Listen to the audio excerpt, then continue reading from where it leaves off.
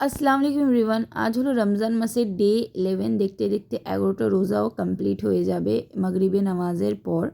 আজকে সানডের দিন বাড়িতে আছি, তাই আমি ভাবলাম যে চাদরগুলোকে প্রথমে চেঞ্জ করে ভালো করে মানে বেডশিটগুলোকে লাগিয়ে আমি যাব এবার কিচেনে।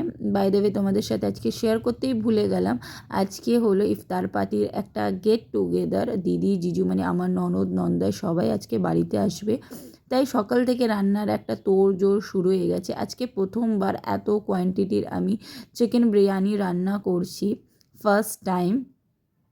তাই জন্য আমি আগে থেকে এগুলো করে রেখে দিয়েছিলাম। চিকেনটা মানে চিকেন রান্না করে রেখে দিই। তারপর আসলো ফল কাটার একটা দায়িত্ব। এই প্লেটটা আমি সাজিয়েছি তোমার মসজিদে যাবে বলে। আসারের পর আমার বর তোমার ইফতারের প্লেটটা নিয়ে যাবে মসজিদে। এরপর আসলো বাড়িতে ফল কাটার একটা দায়িত্ব। সেগুলো আমি একের পর এক ভালো করে প্লেটে সাজিয়ে গুছিয়ে আমি রেখে দিলাম। আর দেখো, সবাই মিলে একসাথে আমরা বসে আছি, ইফতার করব।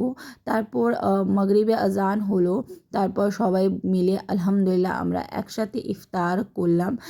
এটা একমাত্র সম্ভব হয়, তোমার পসিবল হয় তোমার রোজাতেই।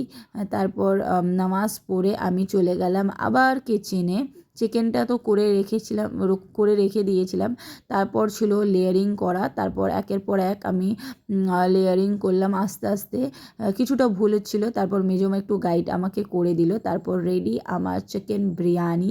দেখতে তো খুবই টেস্টি লাগছে, তোমরাই বলো কেমন হয়েছে। ওকে, বাই, থ্যাংক ইউ।